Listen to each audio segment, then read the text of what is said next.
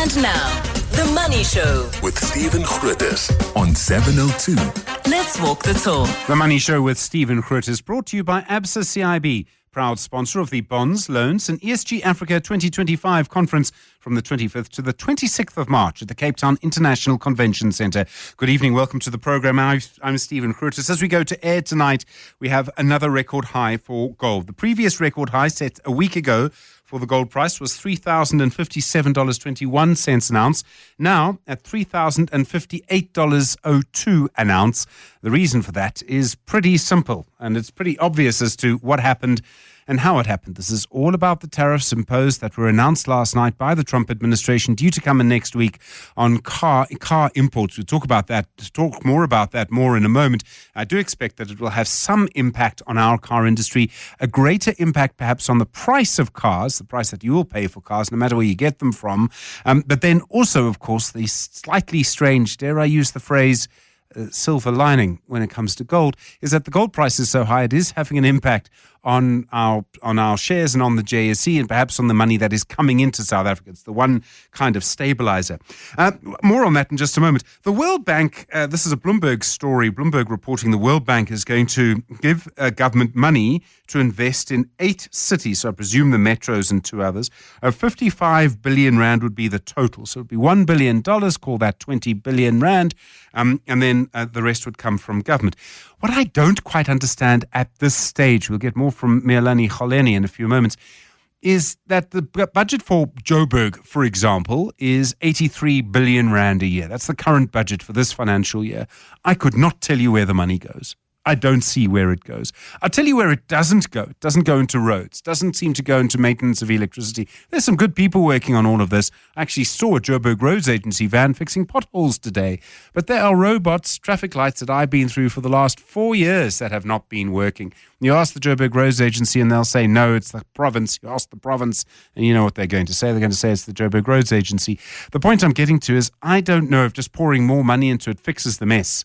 I think maybe something else. What I do sense is that at some point, and you see this, business is getting more and more involved simply because it has to. How do you make money? I mean, you've heard twice during the program this week that 70% of South African startups fail. Drive through Joburg. Not hard to work out why. Fix the big cities, and maybe we'll get that failure rate down dramatically. Try and start a business in the centre of Joburg right now. Maybe you've got an experience of that. 011 883 0702 021 446 0567, and of course voice notes this evening on 072 702 1702. 702. Stephen is on The Money Show. 6 to 8 p.m. Well, late last night, the US President Donald Trump announcing he was going to impose tariffs of 25% on all imports of cars and light vehicles into the United States from next week. Already, share prices of international car manufacturers slumping on most markets. You can imagine the problems some companies will have. Their supply chains involve parts going across several borders several times before entering the US. And of course, we've seen Trump saying he'll do this before, only to change tack at the last moment. At one point, it was the 3 biggest American car companies that were going to be exempt from tariffs for a period.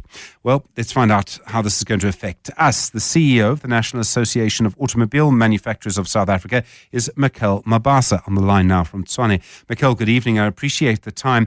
Several companies make cars here. They export them to the US. BMW is perhaps the best known example. I imagine if this goes ahead, this is going to have an impact on our industry in some way. Without a doubt, Stephen, it will have an impact because remember, South Africa is an export-led automotive industry.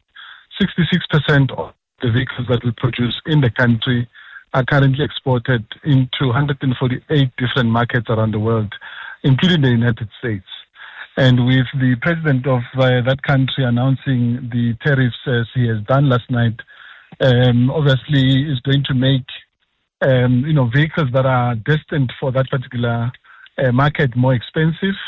And it also constrains our ability to be able to continue to do trade in a seamless way as we have done for many, many years. Because you'd recall, Stephen, that South Africa has a very good working relationship and a very strong trade relations with the United States. And we've seen, obviously, in the last couple of years, that extended to some parts of the continent when we obviously signed up what we call now the AGOA agreement, which is also due for renewal later this year.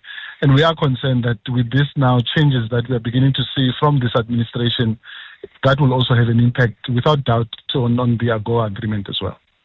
International car supply chains. I mean, we're a big part of the supply chain, but isn't the problem really that you can't untangle where a car is made? Parts cross borders. We can buy cars in South Africa that are made in China, India, and Bangladesh. The windows are made in Hungary. I mean, I can't imagine how you would work out what is local and what is American and what is something else.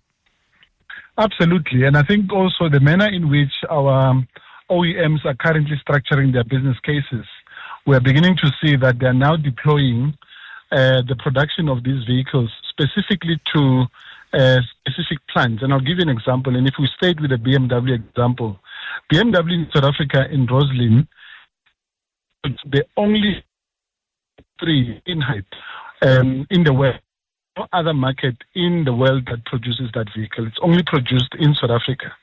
So if you've got a customer who is in Michigan or who's in Alabama in the US and is interested in buying that particular vehicle, that vehicle can only be sourced from Roslyn in Tshwane. So the challenge that we see, not only in terms of the fully built units, it also cascades down to components, because South Africa is the biggest exporter of our catalytic converters, many of which also go into the United States. And certainly with these changes now that we are beginning to see, that is absolutely going to have an impact on the value chain, not just only in South Africa, but certainly across many markets around the world, particularly for vehicle-producing nations. The car industry, as we know, is in a sort of period of several transitions. You and I have discussed this before, Mikel. Doesn't this just make things a lot harder? Because companies now need to think very carefully about where they invest. They might decide, actually, we need to go and invest in the United States if we want to be a part of that market. We'll try and export from there. In 4 years' time, the political picture might have changed. Next week, the tariffs might be cancelled. Yeah, absolutely. But, Stephen, I think what we are beginning to see, I think the geopolitics are obviously having a very huge impact, particularly on the automotive industry.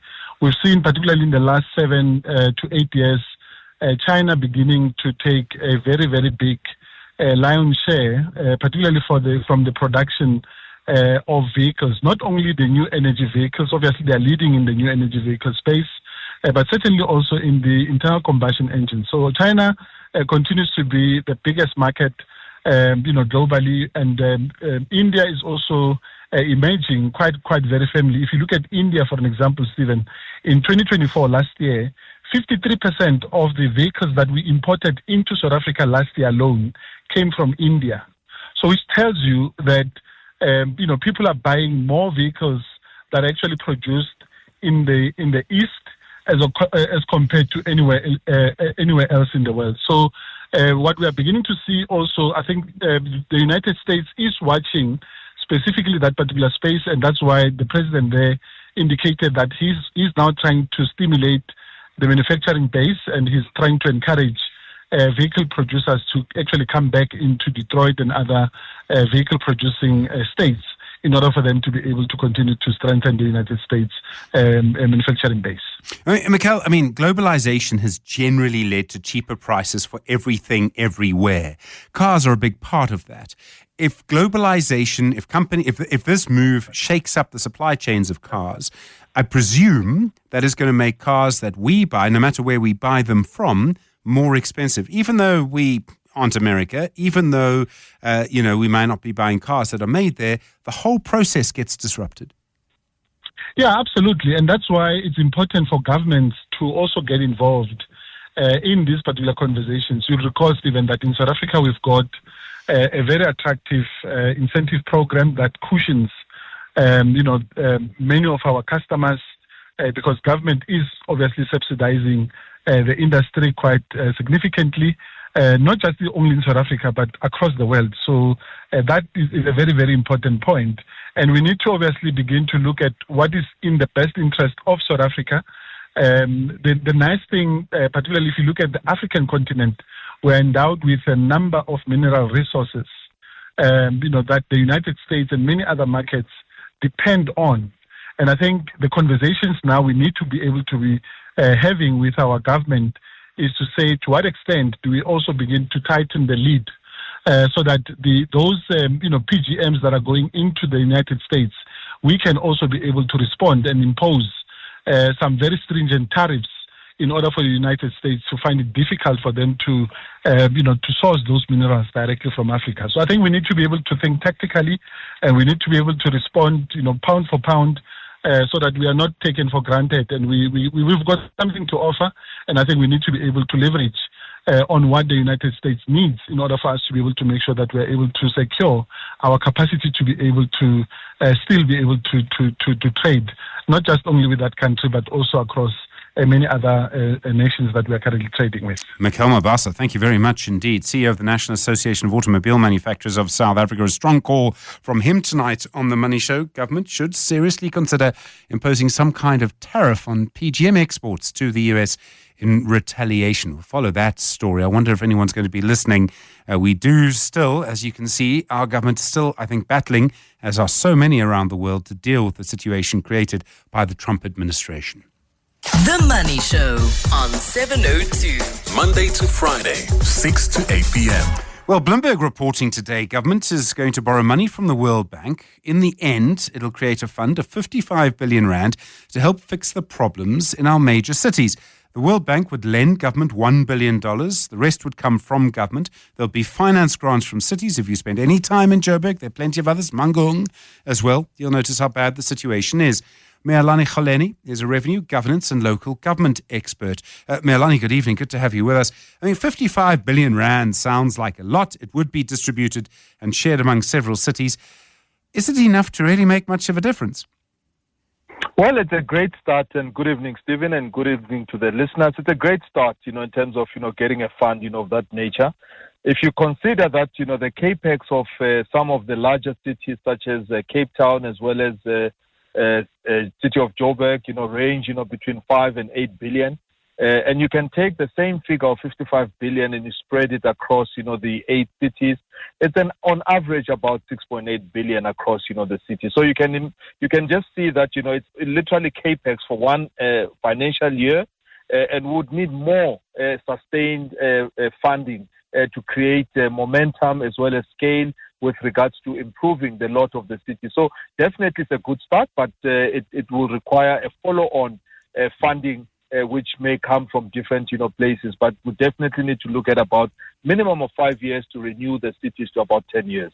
I mean, each of these cities, these are big cities, most of them are metros, would have a capex budget. I mean, Joburg's total budget, I think, is 83 billion rand a year. It's supposed to spend money on infrastructure. I can't see where that money goes myself, Miyelani. Maybe I'm just a bit blind to it. My point is that I worry that the cities may have the money, they're given the money through various means, they're just not spending it properly. I think in this case, the fund that is being put together is more of a different type of a fund, which is more performance-based. So there will be performance criteria that is put forward for the cities.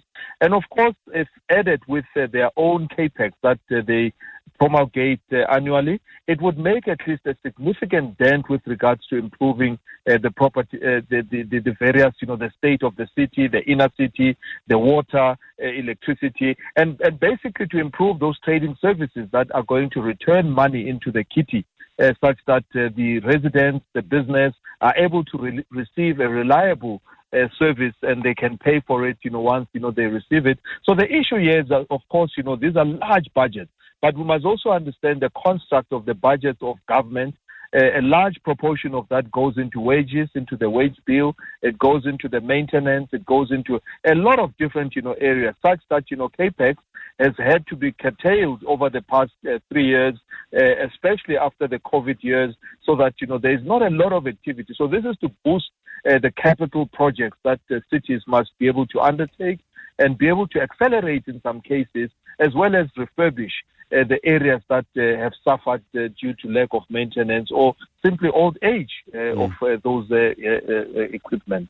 So, I mean, I understand the idea that a city would qualify. They'd have to meet certain criteria. If it was my money or I was paying it out or dispersing it, I would do exactly the same thing. What worries me, though, is that only the better performing cities will get the money, whereas the poorer performing cities, almost by definition, won't get the money. Miyelani, I hate to say this, what that means is Cape Town will get the money and Joburg won't, even though Joburg has a greater need. Well, I think in this case, there will be, I would like to believe that in as much as it's a performance-based incentive that is being put in place, there will be some sort of commitment to jumpstart the process. If you understand, or at least, and see the complexity of how cities operate, they are always cash hungry. And a city such as Joburg, a city such as City of Tshwane, and many other cities that are being mentioned all the way to East London have sort of suffered, a bit of setbacks. So the understanding that the government as well as the World Bank must be taking when they move into financing these cities is that there is a backlog. There has been a curtailment of spending, and therefore you need to jumpstart the process and bring the cities to a point where now they can be able to start competing for further funding. And I think the competition for further funding would be a case of, can you spend the money? Are the projects shovel ready? Are they prepared? Are they packaged so that they can get going, as opposed to have to go through preparation stages, which would consume a long time until you can see the end result. So that is something that must also be considered, that there are backlogs, and there has been a period when expenditure was declining. Miyelani Holeni, really appreciate the time. Thank you. The revenue governance and local government expert on The Money Show tonight. The Money Show. The markets. Graham Kerner is at Kerner Perspective. Graham, good evening to you. On The Money Show tonight, about 10 minutes ago now, we heard from the head of the National Association of Automobile Manufacturers, Mikel Mabasa, making the point that it might be time for government to actually impose some kind of tariff on US products in return for the fact that they're imposing tariffs on cars that are made here for export to the United States. Mikel suggested, in fact, that it would be on platinum group metals, for example, some kind of response. The reason I start with this is it shows you how uncertain the world is right now and how much of that is due to Donald Trump. Good evening, Stephen. Yeah, 100% right. I think tariffs, I remember in macroeconomics, I think it was 2A, we were taught that tariffs beget tariffs and that really no one wins. But I don't think anybody shared that detail with Trump or his advisors. But I think even more damaging, Stephen, than the tariffs, for example, on the automobiles and the parts that was announced yesterday, was a sort of whiplash. Now they're on, then they're off, then they're on, then they're off. It really is, I think, unsettling markets, and more so actually in the US, which I suppose is quite paradoxical because Trump is setting out to rescue the American economy. But if you look over 3 months, depending on what index you look at, they're down 5, 6, 8%. Whereas if you look across at Europe, for example, which you would expect to be suffering at their hands. Some of those indices, like Spain and Germany, are up over 15% over 3 months. So a very, very stark contrast in the performance from US indices versus what we're seeing out of Europe. So I do think that what we're seeing is a global pushback to Trump's tariffs, and that just reinforces the introductory point that this is going to be inflationary. It's going to cause dislocation of supply lines, and that is going to have an economic consequence. And I hate to say it, but I think it's principally going to hurt America. And I'm not entirely sure if it's going to have the desired effect of, causing massive investment into, aluminium plants and auto plants in the US, bearing in mind that, the way the world works in terms of auto manufacturers, the Honda CR-V may be made in America, but the Civic is not, etc. So, I think this thing is going to be very disruptive, and you're seeing it in global markets, although markets both in Europe and in the US are well off their lows. So you get the feeling the market's sort of shrugging this off and saying, well, we'll see what he actually does instead of what he says. Well, I mean, this is the thing. I mean, if the markets don't react, you might feel impotent or something. The gold price of record high as we came to air tonight. The record high last week was 3,057, just touched 3,058 in the last half hour, dropped slightly since then.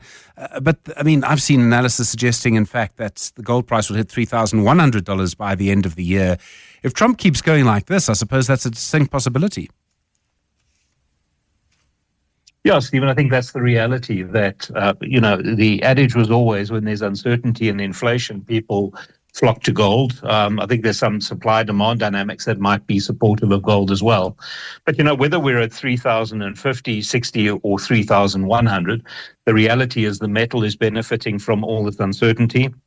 And, I'm not an economist, but I think you can pen in, not massive inflation increases, but enough to unsettle the rate cutting cycle that, everybody was hoping for. So I think the reality of it is that gold stocks, and I mean, they were some of the few bright spots in our market today, are definitely benefiting from this, as are investors into the yellow metal. But, the question, of course, is how long this is going to last for. And I must confess, I'm not a gold bull, but I can understand the short-term merit on it. And if you've got gold, you probably want to run it. And if you hold gold shares, you probably want to hold those. But, I think the fundamentals of gold are always a little bit difficult to try and predict. Graham Kerner at the Kerner Perspective. Thank you. Really do appreciate the time. Bringing the time on The Money Show to 6:30. The Money Show. With Stephen Grootes, live on 92.7 and 106 FM. Streaming on the Prime Media Plus app. And DSTV channel 856. Well, you may have a view on online gambling, what we'll be talking about next. 011 883 0702 and 021 446 0567. Voice notes this evening as well on 072 702 1702. And I'm sure you've noticed since the pandemic, the explosion in online gambling. It's become almost impossible to ignore. You can't watch a sports event without the sports event being named after one of the companies. There's also an international market. In other countries, it does seem as if there's a boom in this too. The problem, of course, is that gambling can be addictive. And there are plenty of examples of people around the world who found themselves in very serious trouble because if you don't know what you're doing, gambling can be dangerous. And certainly in my experience, the house always wins. But I think now the first clear explanation of what's really driving this in our society in the Financial Mail that was published today. Larry Claasen's a reporter at the Financial Mail. He's been looking at this. Larry, good evening. I really do appreciate you coming in. Thank you. I had realized there were different factors involved in this. I mean, the rise of technology, the creation of games. What I had not realized was how important the role of some of our provinces are. Why are provinces important in this? Under the South African Constitution, the provinces actually have control over gambling, which makes it unusual because ministers in South Africa, national government ministers, they have like real power. They can even tell the president what to do, but not when it comes to gambling because this is the one area where they have control. And they've used that control to generate taxes for themselves and to grow the industry. And one of the things that I can say from my story, from what I've seen, they've grown the industry, they've collected taxes, but I don't know if they've actually looked at what's the problem, what kind of social problems they've caused with gambling. I've seen Western Cape and Mpumalanga have done research, but they've done research based on just what's happening in their province, although they all issue national licenses for their products. I mean, it's a fascinating thing. You can have a national license because Mpumalanga says you can, or the Western Cape says you can. Does national government play no role here at all? It comes down to the National Gambling Act versus what the provinces want. The National Gambling Act does not explicitly allow for the licensing of online gambling, but the province has found a loophole. They call it the lottery loophole, which is they make bets on the results of a lottery. So you and I can't have a lottery. The only lottery is the national lottery. But they said, some operators came to them and said, can we make the results? Can we bet on the results of a lottery? And that's opened up a loophole. That's what they're issuing licenses on. So there are different ways to interpret all legislation. In terms of a strict interpretation of what the law says now, is what the province is doing, is it actually legal? That is a matter of ongoing court case. In 2016, 17, Lotto Star, along with the Mpumalanga economic regulator, which is responsible for gambling in the province, took the National Lottery Commission and the National Gambling Board to court to fight for this loophole. So now, in effect, you have a provincial regulator going directly up against a national regulator. The national regulator, National Gambling Board, has a problem that it has not had a board of its own since 2014, and only last year the new minister instituted the board. So what we have now is a powerful provincial regulator who's got a budget of 107 million and a staff of 80 million, which means effectively everyone's getting over $1 million in that organization. And they're going up against a leaderless national regulator. So it was a bit of a one-sided fight. Sure. I mean, how is it that Mpumalanga came to be at the center of this? I mean, you would think Gauteng maybe, or KwaZulu-Natal, a much bigger province. It happened back in 2017, where Mpumalanga decided to merge its liquor board and its gambling board into one entity. They called it the Mpumalanga Economic Regulator. And this new entity wasn't just going to, was part regulator in terms of like you get a license, issues license, it tests you for license, both. But it also was an economic development agency, which is different from a regulator. So it was looking to boost gambling in the province. And there was only 40 gambling licenses that can be issued for the whole of South Africa. That's casino licenses. But for online gambling licenses, there's no limit of any kind. So, and there's no limit, and also the way the province is interpreted, there's no provincial boundaries on their licenses. So your app will work in Gauteng, it will work in Mpumalanga, it will work in the Western Cape, no matter where it's licensed. There's certain people who stand to lose out. I mean, Gauteng loses out because something's licensed by Mpumalanga. The traditional casino businesses, Sun International, I mean, I know they have Sunbet as well, but they stand to lose out. You would think someone somewhere would go to court. Isn't this Mzansi? I spoke to the CEO of Sun International, Anthony Leeming, last week. I asked him about what they just said. They just understood it was a fight they could never win. No matter how many lawyers they employed. It was just not, so they decided, you can either fight the fight or you can join the fight. And they decided to just join with the trend that's ongoing now. Sunbet's, the results were pretty good, so I don't think they're complaining too much now about that.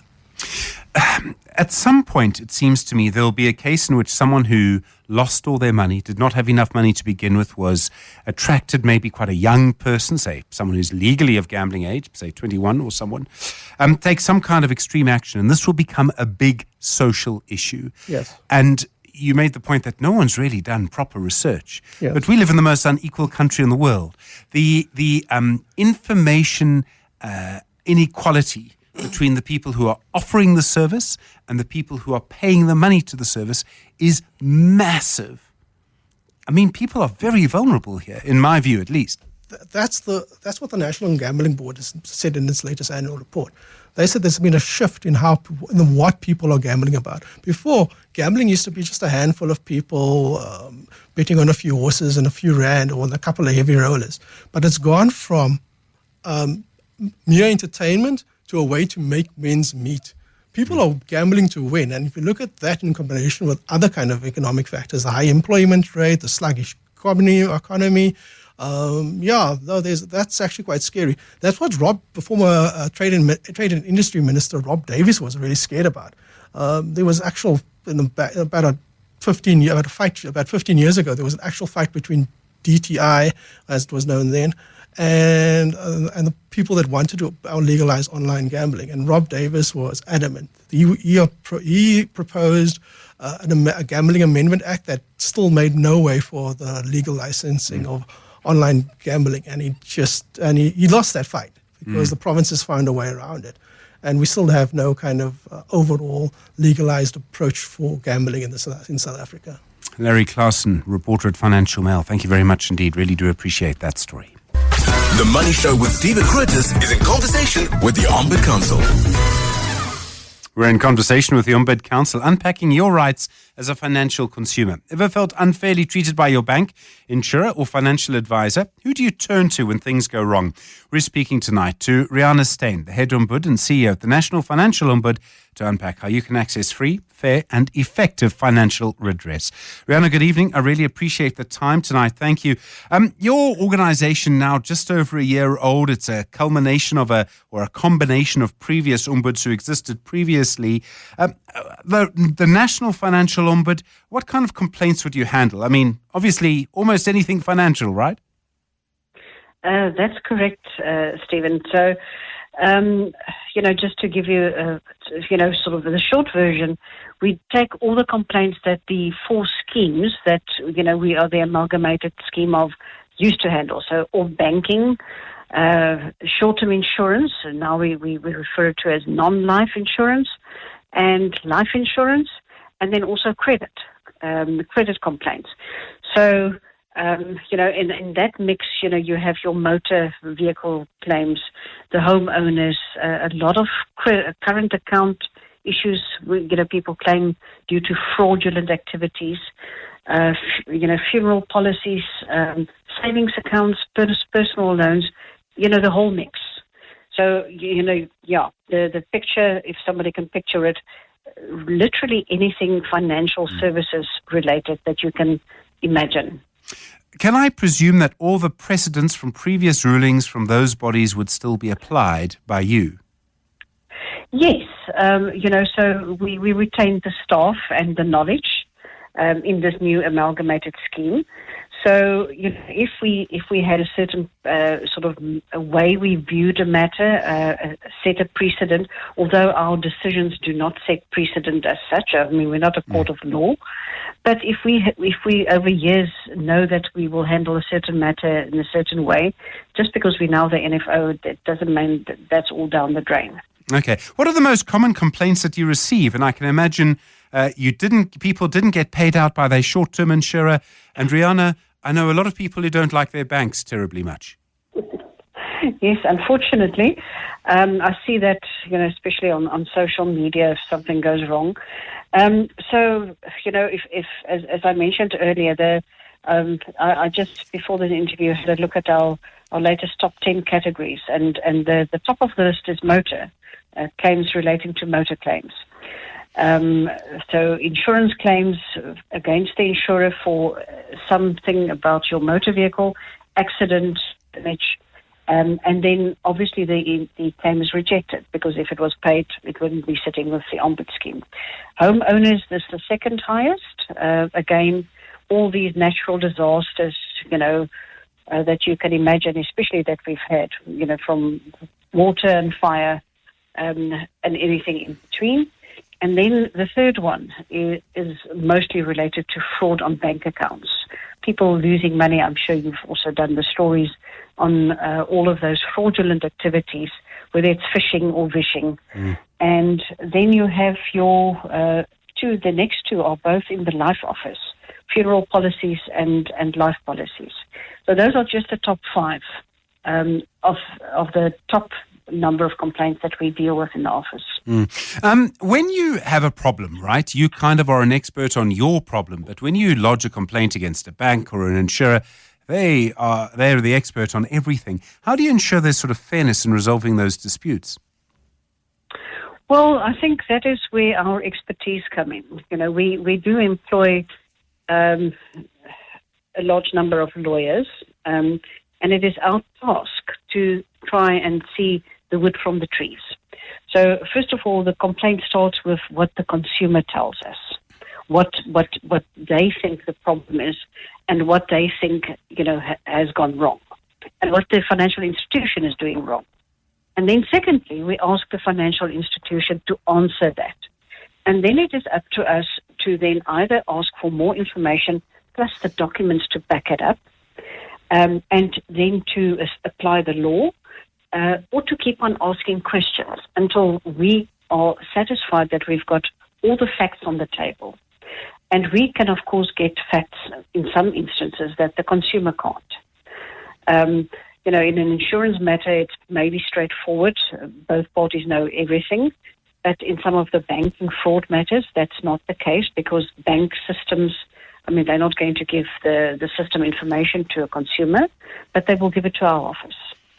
So we ensure the fairness by sitting in the middle and making sure we get all the information on the table and that we leave no stone unturned until we've got all of it, and then we make a recommendation. So we shouldn't feel intimidated in all of this. We shouldn't be too worried about how big the other guy is. Not at all. I think that is the beauty of this free service. The Ombud scheme is a free service, and it is set up exactly for that reason. For the one individual that feels that they are intimidated by this big organization with all their lawyers, they're not alone because they have the Ombud scheme that's independently going to investigate whatever it is they're saying. Are there common mistakes you see people making that actually, if you avoided the mistake, there wouldn't be this financial dispute in the first place? I think the problem, the most common one, I think you can also guess, is not reading their contracts and being genuinely surprised and disappointed, and also sometimes suffering financially as a result of that. Because they thought it was something different. They thought they were covered. They didn't understand that they can't do X, Y, and Z. So people are, and I'm also guilty. If you want to sign a new contract, people are just going to put a document in front of you and say, sign here and there. And you should really go and read it and study it and understand it, but people don't. And then, of course, they are very, very upset afterwards if the company who knows their documents backwards points out a clause that's always been there. So that's the one thing, and just understand what they are getting themselves into financially by taking out a new product, taking out that loan. Thank you very much indeed, Rihanna Steyn, the head Ombud and CEO at the National Financial Ombud. And now, The Money Show with Stephen Grootes on 702. Let's walk the talk. The Money Show with Stephen Grootes is brought to you by ABSA CIB, proud sponsor of the Bonds, Loans and ESG Africa 2025 conference from the 25th to the 26th of March at the Cape Town International Convention Centre. Good to have you along for the second hour of The Money Show this evening. Investment School tonight, we'll be looking at what happens when takeovers, mergers and acquisitions affect your investments. You've invested in a share, suddenly all sorts of things start to happen, things that you may have very little control over.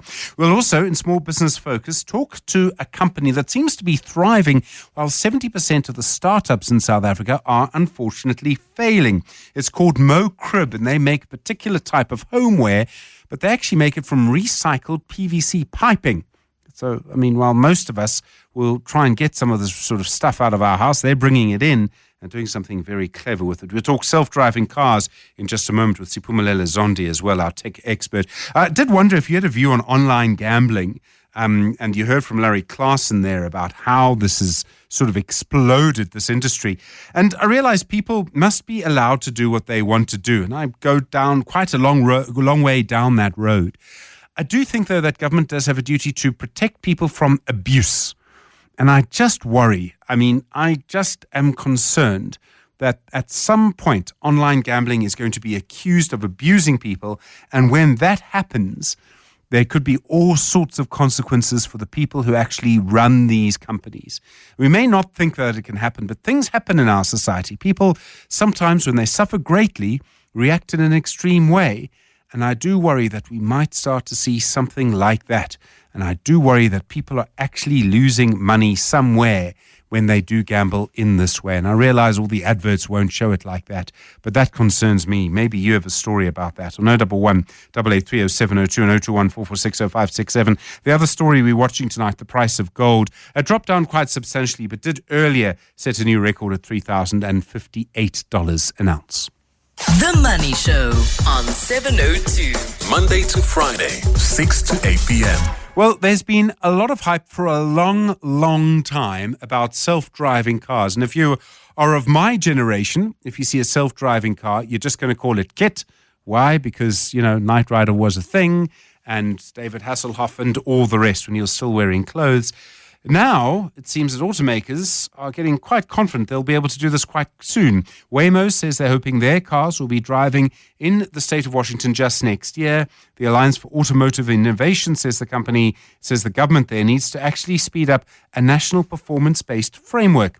Siphumelele Zondi is our tech expert, joins us on a Thursday. Siphumelele, good evening. We've been talking about self-driving cars, almost for as long as they've been cars. What is, at the moment, preventing them from actually launching? Hello, Stephen. So, we've been talking about self-driving cars for about a decade now. So you would have expected that they would have been on the road by now. But it's taken a very long time, hasn't it? And it seems like because of regulation and many other things, the car manufacturing industry is getting a bit itchy. And they now want regulators in various countries to fast-track the regulation on getting self-driving cars on the road. I know there's been a lot of testing, and in some cases a huge amount of testing. Where have they been doing that testing? Have they been on busy roads? So yes, there has been a busy road out in England, in the UK, and it seems like that's Nissan, right? That has been testing out in the UK, and it's the first time that it's been on a winding road because a lot of it has been on pretty much straight roads. There's testing that's going on in Wuhan, in China. There's testing that's going on in San Francisco. We keep hearing stories that actually these cars will be coming on the road soon. Alphabet says Waymo 1 could be on roads in Washington State next year. How would they do that? They need to get the law changed first. The thing is that there is some sort of planned regulation that has been going on in various parts of the world, and planned regulation, but what they want to do is to pretty much get that fast-tracked, and they basically want government to sort of get these things on the road as soon as possible. So they will have to bypass a lot of that regulation, but they can't do that because what governments are worried about are safety issues and safety concerns, because there have been a lot of accidents. They've stopped now, those accidents, right? And hence with 3 days ago with the Nissan testing that was on winding roads of the United Kingdom, that are also, by the way, unmarked. As well. Like something that had never been done prior to now, which then suggests that we are on a way that, or on a road rather, that is going to a better place. I understand that, in fact, the British Transport Department is trying to block the launch of driverless cars in Europe. Is it just about safety concerns? This was with Tesla mostly. And while they have cited safety concerns, we do know that there are bigger issues, especially with Tesla itself. And those are political issues and who owns it as well. So they have cited safety concerns. But at the same time, we also do know that there are as you rightfully mentioned earlier, about Washington, but also with the UK as well, that there is an effort by other car manufacturing companies that they would like these cars on the road in 2026. And what's being tested in quite a lot of places are also your taxis. Where you call a taxi, it's going to be a taxi without a driver. You get on it, and if it's a straight road, then it can take you down the road. But it seems like, yes, while they might be citing safety concerns, but there's a bigger political issue there, especially because it's Tesla that's been wanting to do this. Yeah, no, well, of course. I seem to remember there was a bit of an investigation into some accidents caused by these. What had happened? And let me just say, Siphumelele, on one level, I've seen some absolutely terrible driving by human beings. I'm sure one or two people would accuse me of doing the same thing. But I've seen some most just awful driving. So on one level, I can see that having a computer do it, keeping within the speed limit, making rational decisions, indicating before you actually change lanes and just indicating generally, all of those things would be improvements. But there is also something about having a thinking human being with a bit of experience behind the wheel. I mean, I can be on a highway and I can tell you what the taxi behind me is going to do. And I'm sure everyone who's been driving for a while has that feeling. There is a huge difference between a human being and a computer. Oh, yeah, totally. So there actually has been some reporting on the fact that now they are seeing less accidents than human driving, and it seems to be a lot of improvement there, but there are other issues, like for example, humans shining headlights on self-driving vehicles, but obviously the self-driving vehicle wouldn't know what the human is indicating, because you do know that if you feel like the driver should let you in, or another driver should let you cut in front of them, or you might want to make an illegal turn, as many people make those illegal turns, and as you rightfully say, that you've seen some awful driving, especially by humans. So we are on murky territory right now where, yes, there are some reports that we are now seeing better safety coming from self-driving vehicles, because they seem to follow the rules better than humans would. But at the same time, there are still humans on the road, and humans are using roads that that computers essentially are using, and they might make illegal turns, a computer, or other illegal methods of driving, but computers will never know that, will they? And so then you might get accidents in that particular manner. But it seems like with the current testing, there are less mistakes that are being made by self-driving cars. It can seem almost as if some of these tech companies want to rush these cars onto the roads. I mean, is there a financial motive for them to do that? Oh, totally. Because it almost seems like they hope there's going to be a demand with them. And I've actually seen even other people who use your e-hailing services saying sometimes they prefer that to a driver who's going to come to start a conversation. Maybe you don't feel like starting a conversation, and a self-driving vehicle is going to do what you needed to do, pick you up from point one, you punch in what you need to punch in. We've already seen some of that being tested in Wuhan, and it takes you to where you actually need to go, and it drops you off. So there is a financial motive for that. And that's why they probably would want to rush it. But as we do know with most tech, legislation is often slower than the development of new technology. Siphumelele Zondi, thanks very much indeed, tech expert. Really do appreciate it on The Money Show this evening. The Money Show with Stephen Grootes. Small Business Focus is brought to you by Capitec. No matter the size of your business, Capitec's got you. Well, you might have a collection of homeware, things like baskets, fancy bags, baskets and parts of your home, they hold things. Linen's a good example of what they can hold.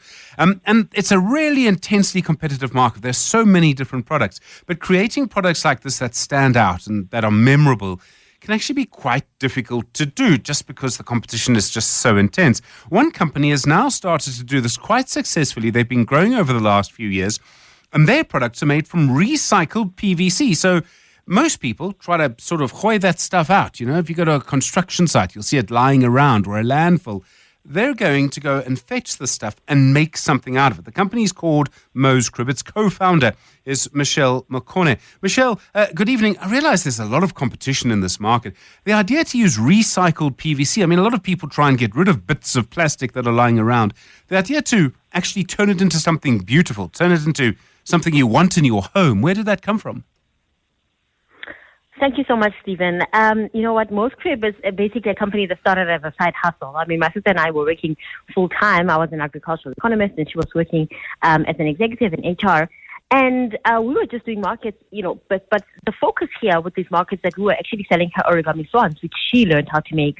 At the time, she had known how to make them for 10 years. And what emerged at that market was that these products were basically environmentally friendly and sustainable.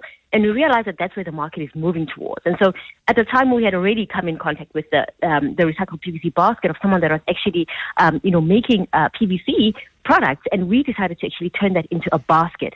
And so, you know what, we realized that the market is moving towards sustainability, and that's how we eventually came up with that. You know, being able to turn trash to treasure, was something that was easily well received in the market. And I think also because of there's just so much consumerism right now in the market, customers just wanted something to buy, and at the same time knowing that they're creating an impact in some way or another. You have to obviously treat it. I mean, what do? You clean it? Does it get treated in any particular way? Yes, so basically we get our pipes from construction sites, PVC manufacturers, as well as the landfills. Right now, when we were starting the business, we were getting it from mainly landfills in Soshanguve, Amaskal area, and we have completely exhausted that particular, supply. And so our main source right now is basically the PVC manufacturers, where they've got like broken pipes in their backyards, hundreds and hundreds of broken pipes. So it does go through a cleaning process. Once it comes to our warehouse, we clean it, and the process of us actually turning this into a whole basket is that we cut it into manageable sizes, about 20 centimeters, and then we put it in contact with heat. Then we strip it into thin strips that are evenly stripped, and then once again we weave it around a wire frame where we use galvanized wire. This process takes about 3 hours per basket, and I think one person can make about 5 baskets a day. So it's quite a tedious process, but that's the whole point about Most Group. We're all about creating products made from hand. So all our products are handmade, everything down to our furniture, and so we've managed to actually be able to create this product, and the beautiful thing about it being handmade is that we're able to employ so many people and also create skill in a community in which we operate. I mean, it's the ideal thing. This is the kind of small business everyone's been talking about, that, it's creating a product people want, it's doing some recycling, it's also employing people, and that's such an important thing. I mean, Michelle, we've had conversations with people this week on The Money Show who've told us that 70% of small businesses fail. And it's not just money, it's about how to run a business. It's all of that kind of mentorship that people need. So in an environment, in a country where 70% of small businesses fail, how have you and your sister been able to do so well with it, to the point where you've been growing over the last few years and during the pandemic too? You know what? It's been so challenging, and it's so true. We're having a team workshop, and we're telling them the statistics about small businesses that fail so quickly. But I think that, first of all, Most Group still faces many cash flow challenges right now, and being able to actually branch out in the US was one of the most challenging things. It's actually very expensive and something that we don't really talk about a lot. It's beautifully said how we've managed to really just go into the international market, but the challenge is that it's really, really difficult, and it's so expensive. I mean, shipping just a small basket can cost you, and a sample by that, Stephen, can cost you about 3,000 Rand, but how we've been able to really just continue going was that we had to be really proactive. So my son and I are really, creative in the way that we run our business. For instance, one thing that has really kept us steady right now has been our factory sales. And so this came about in 2021, where we had so much stock in our warehouse, and it was December time. By December time, we are done delivering to all our retail partners. And so it's considered low season for us. And so we had to sell off our, leftover stock. And we've realized over the years that this has been one thing that really just created a steady cash flow in our business, because we are a project-based business. So you've got moments when you're delivering, and you've got moments when you're producing. You've got your high revenue in moments when you're delivering. But during the production phase can be anything up between 3 to 6 months. And in those times, you're not getting any revenue. And so because of the peaks, we had to really think creatively. And I think that that's one thing that small businesses need to do. You need to be able to think creatively. For instance, during COVID, we had to completely pivot from selling baskets, because it was a non-essential, to really selling masks. And our way in which we managed to create a lot of revenue from it was selling masks in volume. So we approached, corporate companies, and that's just about being able to really recognize how you can create a crisis into an opportunity.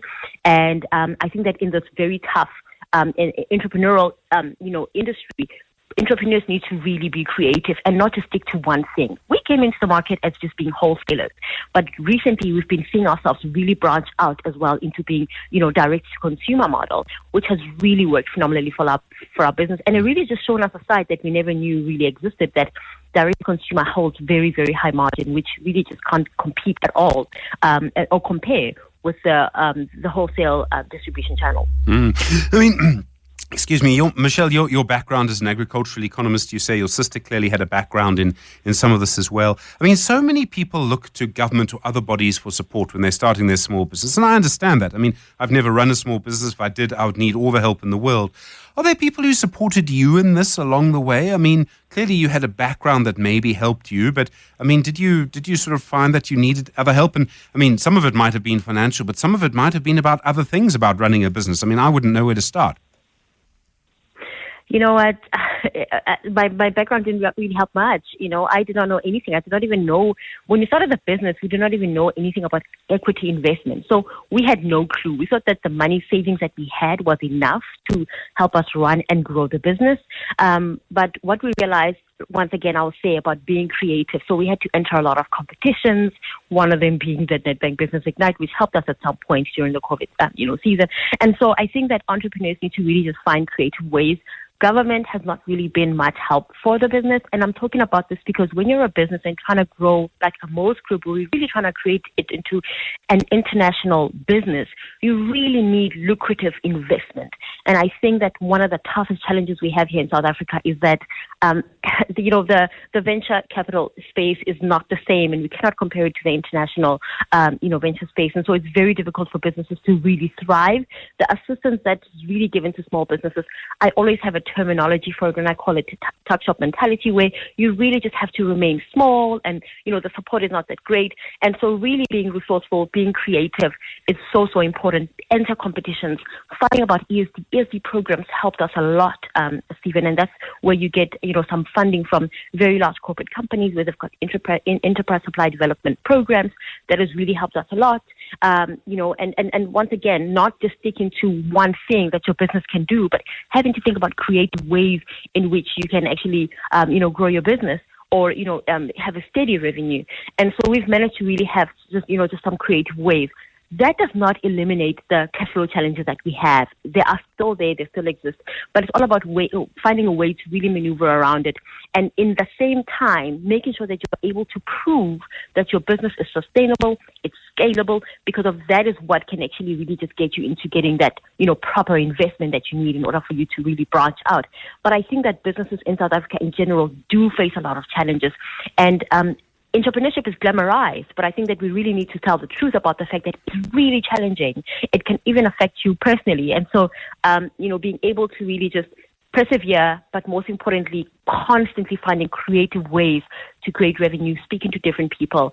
But really just something that we're never prepared for. We just had to really just find our way in the industry.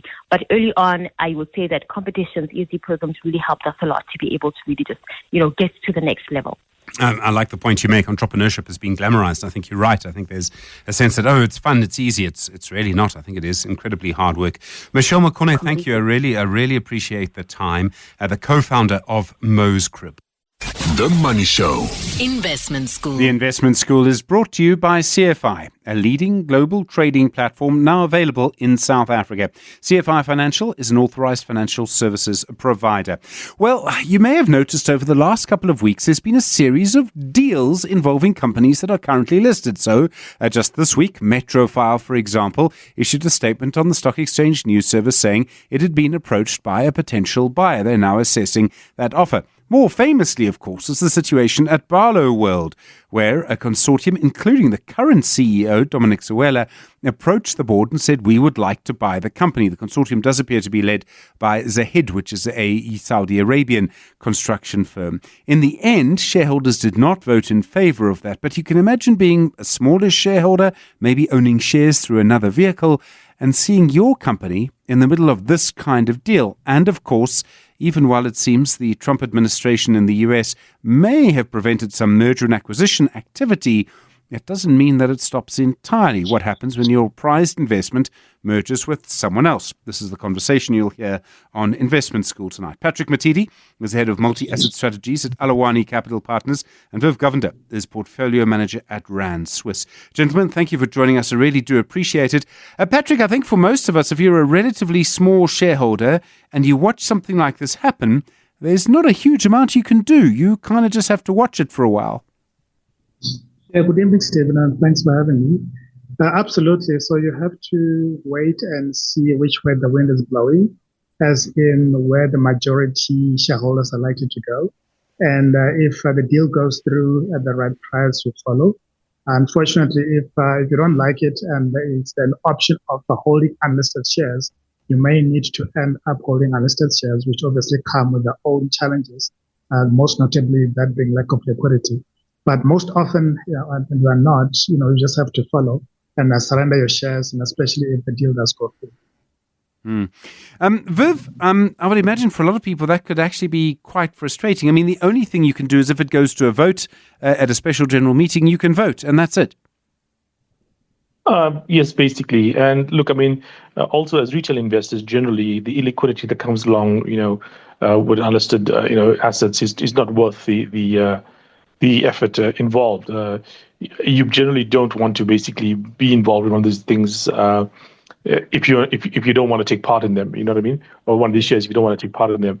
The only danger generally of retail investors is when your company is acquired and the people driving the acquisition are management.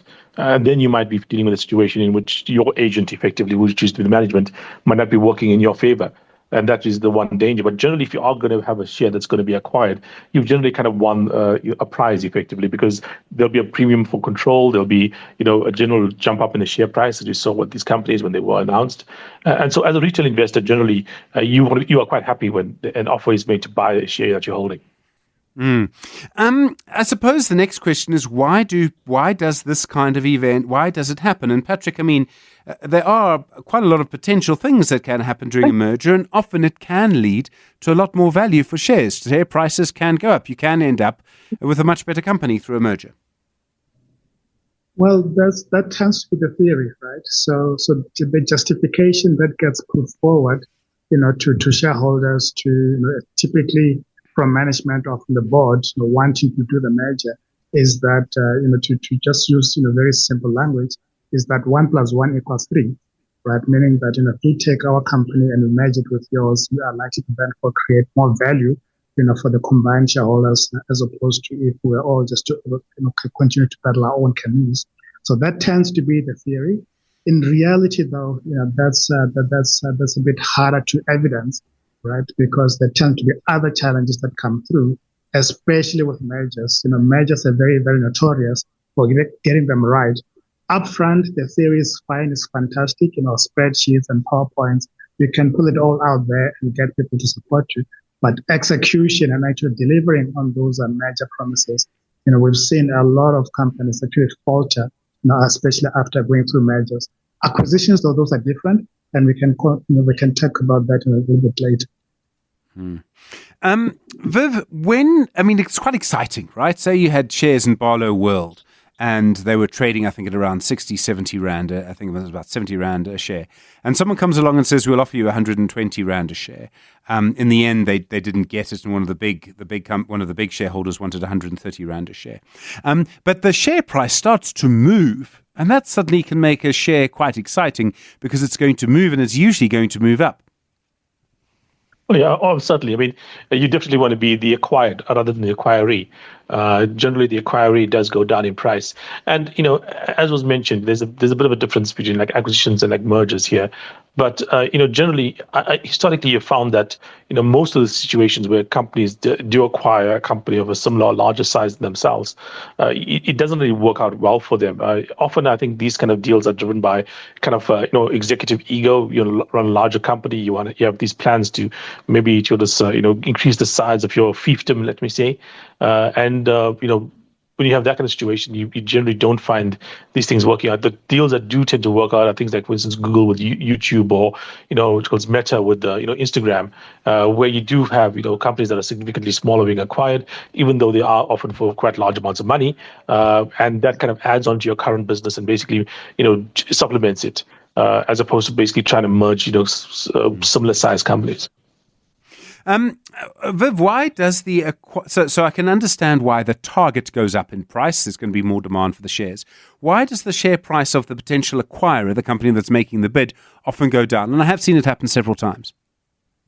Well, generally because, like I said, sometimes investors don't believe that they're acquiring it for good business reasons. Sometimes it is an ego thing. Sometimes it is, management thinking that they can, the reason you acquire a share, and when you do acquire something, a company, is you think that you are somehow able to add a bit of extra something to to those assets to make them more valuable than they currently are valued.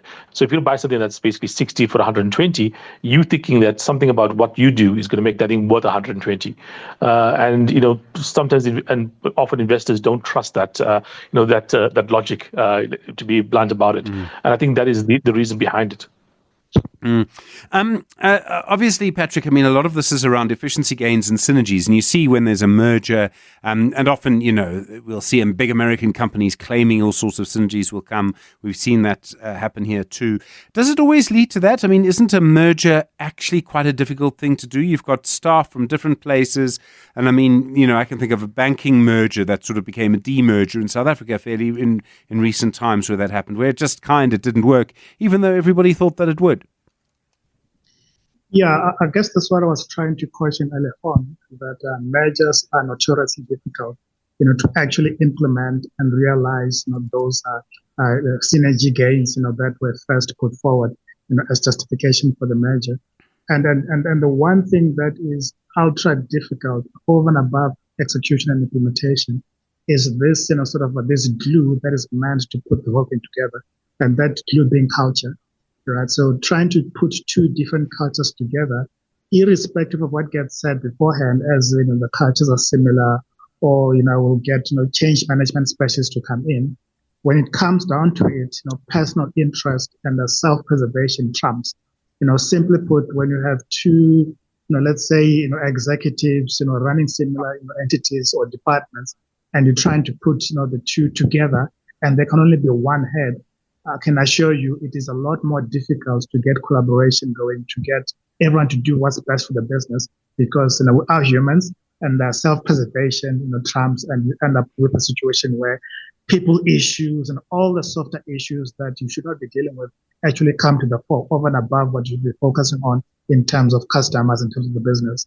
So the difficulty, quite frankly, in my experience personally, just comes down to culture. If you don't get that right up front, if it's not clear, who's going to be doing what, if those roles are not clear, and you're trying to please everyone and trying to accommodate everyone, by creating this massive tent, all the synergies that you identify up front, unfortunately, those will just fall by the wayside. I find it fascinating, Viv, that despite you and Patrick both sort of making this point quite strongly tonight, that people still go ahead and do it. You would wonder, you'd think that if it is just ego, okay, and I accept that. I realize that there's ego in business. Sometimes it creates business, but that is irrational, and the money would follow rationality, so people wouldn't do it. If you assume that the people in charge of these companies are acting in the interest of the shareholder, which is often not the case.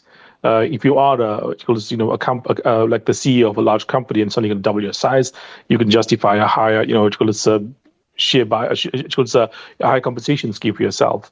If you are basically, part of the team that's going to be handling this thing here, there's often these kind of perks that come along with having, a bigger fiefdom, like I mentioned. And we talked about culture just now.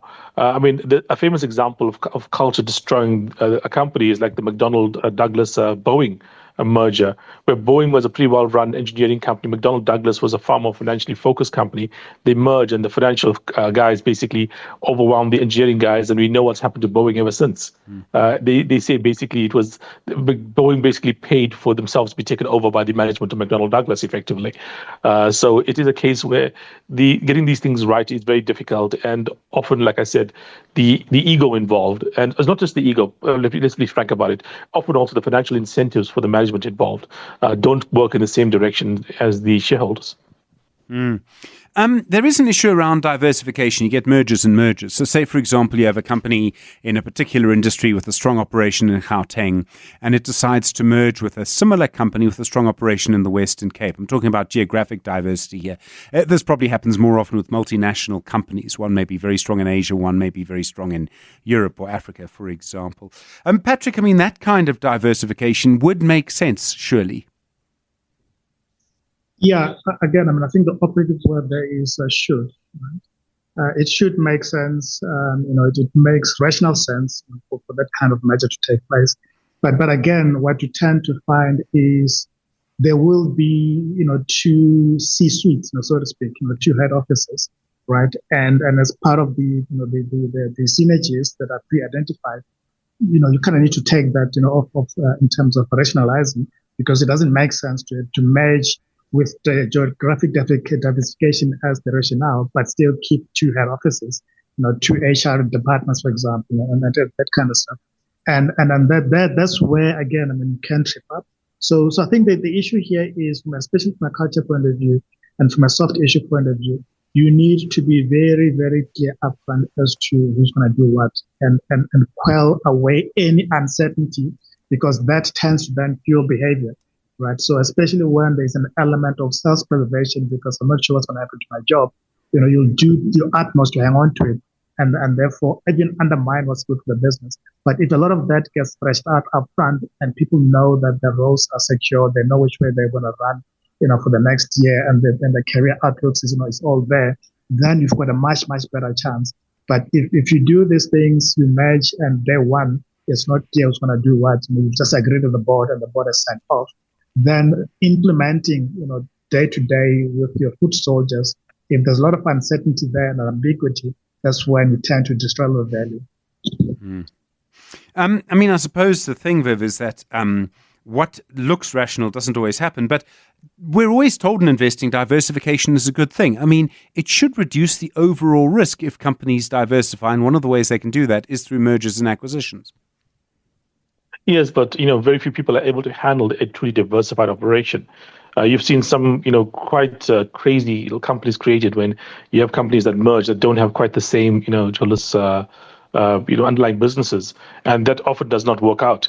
And I do think that, when it comes to an investor's point of view, often you prefer to pick your own diversification. You buy the different companies that you want to own yourself, as opposed to basically having some manager that might have different, demands and different interests than yourself. Choose the particular mix that you're going to be getting into. So I do think that, from that point of view, diversification rather be done on the side of the investor as opposed to on the side of the company. And you see that coming through when you have that discount for these conglomerates. Often the book value is basically lower than the trading value. And so you say, why is that? It's because, effectively investors are not valuing the diversification that's been given to them. We're speaking to Viv Govender from Brand Swiss and Patrick Matidi, head of multi-asset strategies at Alawani Capital Partners, tonight on Investment School, talking about your investments and what happens when those companies get involved in mergers and acquisitions or a straight buyout. It's 9 minutes to 8. The Money Show. Investment School. Speaking to Patrick Matidi, head of multi-asset strategies at Alawani Capital Partners, and Viv Govender, portfolio manager at Rand Swiss, on Investment School tonight, talking about deals, mergers, acquisitions involving your investments and what they do to the value of that company. Viv, one of the things that happens is that when we don't have a growing economy, so say in South Africa, for example, there'll be companies, and we know this, they can build up a big war chest. They can end up with quite a lot of money, and they don't know what to do with it. They could invest it in something new, but that can be dangerous. And so they'll rather invest it in something that's already proven, and so they'll rather go for a company that's already working. And I can kind of understand that. That's the only way to grow, is to actually acquire something else. Yes, but the other option is to give it back to the shareholder to decide for himself, and there is an argument for that as well. I remember a famous example was Steve Jobs, and somebody once asked Steve Jobs when he was running Apple why he had these billions and billions of dollars in cash, and they thought that he was building up for some kind of major acquisition or something, and it was just basically because he had been burned so badly at the start of Apple by almost going bankrupt that he just wanted to have a large war chest just in case. And again, you can see that this is not exactly the financial reasoning you want to have behind these things. If you can't find something to invest in yourself and you need to acquire something, perhaps give it to the shareholder and maybe they can go out and buy it for themselves. Patrick, would you agree with that? If there'll be companies desperate for a way, looking for a route to growth, and they'll be looking at acquisitions because they can't see any other way. Yeah, I think there is another option though. So yes, you can give back the cash to shareholders. You can make an acquisition, and then by the way, statistics suggests that one in every three, I think, merger actually fails. So there's a very high failure rate, for mergers for some of the reasons that we have mentioned. But I think the other option is you want to invest in a business that is growing, but also in a management team that has got the foresight and the ability to innovate and actually create new markets for themselves, right? So in an environment where you may think you've gone X growth, there have been instances where companies have actually created that growth for themselves. A classic example being Apple, right? So Apple, initially it was a PC company, and after PC penetration levels were very high, everyone said, "Well, there's more growth," right? And then before you know it, there was the iPod and then the iPhone, and they've just grown this ecosystem where they've created, a market for themselves globally, and everyone else has had to follow. Right, so you do also want, a leadership team that has got that ability, that foresight, to can think, way beyond the next quarter in terms of, generating value for shareholders. There's so much to all of this, and Viv, I mean, in a way, when you start to watch things happening to your shares, I sort of come back to the point I made at the beginning, that at first you can't really do very much. You have to sort of see which way the wind is going. There will, of course, be some people who try and organize things, and some of the biggest shareholders will, I'm sure, try and object to a deal. And we saw that very interestingly with Barlow World. Clearly those shareholders that objected to the deal at Barlow World, they would have received quite a lot of money for their shares. More than they were actually worth. And yet they still feel this was the best option. I found that very interesting. Yes, in that scenario, I think there was a question as to whether or not you're getting fair value for what you basically were holding here. And look, I do think, considering just where the share price had been, it could have been seen as almost an opportunistic kind of view. If you have a share price that was significantly higher not that long ago, and somebody comes and offers you, even though it's better than the current price, you could obviously have the impression that maybe this is just a temporary downturn, and you could be seeing, prices go higher. And I think that is a scenario that you can be involved in, especially like I mentioned, if management of the company that's being acquired is involved in the deal. Because in that scenario, are they basically working in your best interest to make sure that they get the best possible valuation for that company?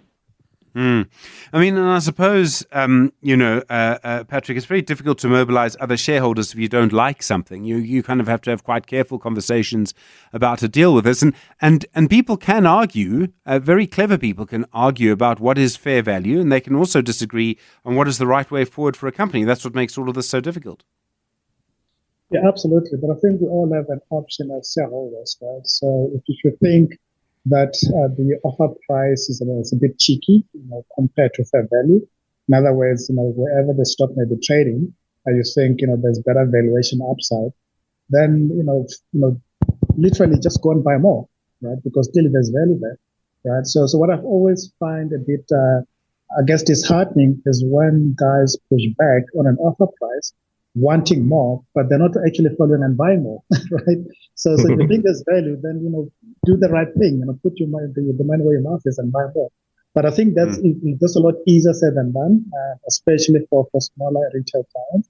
But for big institutions who have got the firepower, absolutely, I think that they should have that ability and exercise and actually buy more, as opposed to expecting someone else to push up that price for them to actually then capitalize on the back of it.